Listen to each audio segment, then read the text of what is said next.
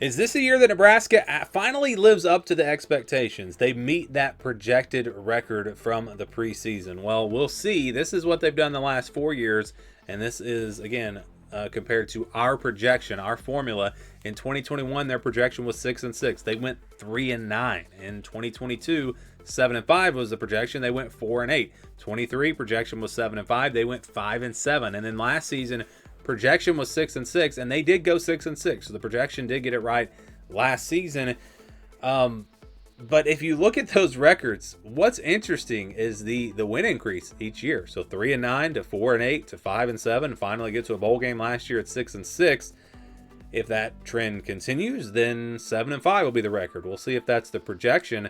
But keep in mind, this is not a prediction. I don't do predictions until after Memorial Day, after spring football, all of that. And then we'll start doing some official predictions. This is simply a projection based off of the formula that we created, which is all based off of our tier ranking. So this is the schedule. Again, these are the percentages.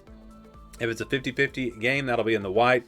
So Nebraska, if you look at our tier rankings, Nebraska is a tier 3 team. They're in that third tier, meaning if they play a tier 4 team, then it's a 61 to 70% game. But if that game's on the road, then it drops to a 50-50 game. And of course, any game they play against another tier 3 team is going to be a 50-50 game.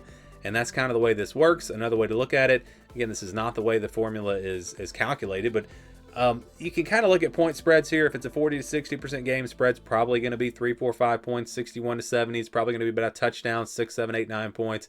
71 to 80, talking double digits, and then over 80, those are pretty much guaranteed wins where the spread's going to be 20 or more. That doesn't always work out, and again, we're not trying to project point spreads, but it's just one way to look at it. And I do think you've got some, two easy wins here. Akron and HCU. Don't really see Nebraska having any trouble with those two opponents. And then we go to games in the blue. You got Cincinnati and Northwestern.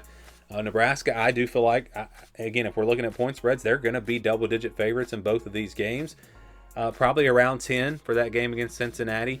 Don't know how good Northwestern will be. That's a team that's tough to predict. But again, based off of our tier rankings, which that is impacted a lot from last season, and it will probably change over the next few months.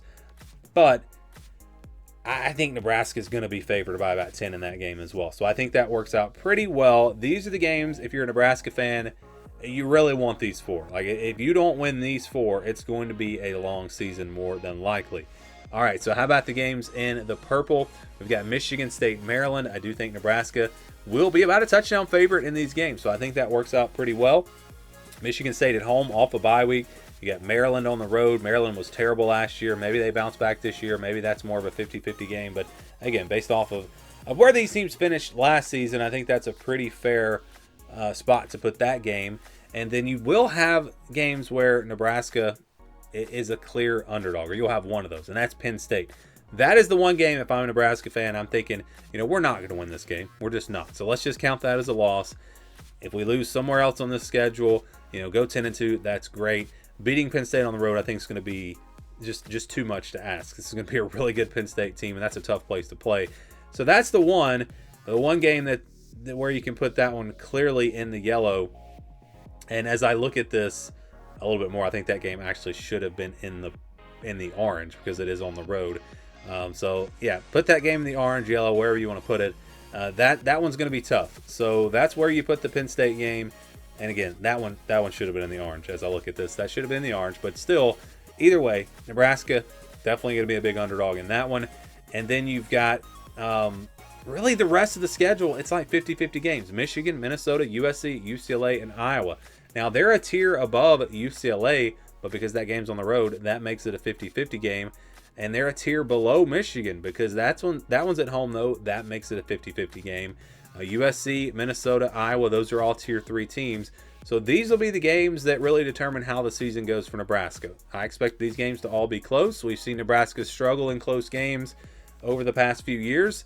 And if that continues, if you lose all of these games, if you lose all 5 of them and you lose to Penn State, you're right back to 6-6. If you win one of them and lose to Penn State, then you're at least a little better. You're 7-5, an improvement from last season. But again, I think it's going to come down to these close games, and can Nebraska find a way to win these close games? That will be the key for their season. Because, like, if I'm looking at this again, I think Penn State's probably a loss. I don't know if there's another game where I'm thinking, yeah, I just don't see Nebraska winning that game. I think they've got a real shot in these other games, but to win them all, that's going to be tough. And to even to go 10-2 with the schedule is going to be tough. But when you average it all out and you get the projection for Nebraska, the projection does come out to 8-4. So 8-4 is the projection, a 2-win increase from where they were last year. I think an easier schedule this season a little bit, and a Nebraska team that should be improved from where they were last year. I think this is definitely a team and a program on the way up. So I think that's a fair projection. Again, if they lose to Penn State and then they lose, 3 of these 50-50 games, and maybe throw Michigan State, Maryland into that conversation as well, if they lose 3 of those type games, yeah, you're right there at 8-4. I think the potential is there for them to do better and maybe get to 9-3. Who knows? Maybe even 10-2. But like I said, if you can't win those close games, it could be another 6-6 type season. So I think 8-4 is very fair. I think that's a very good projection. Again, not my prediction. We'll see where my prediction lands with Nebraska here in a few months. But I do, again, think that 8-4 projection is very fair for Nebraska as we look at the schedule in 2025.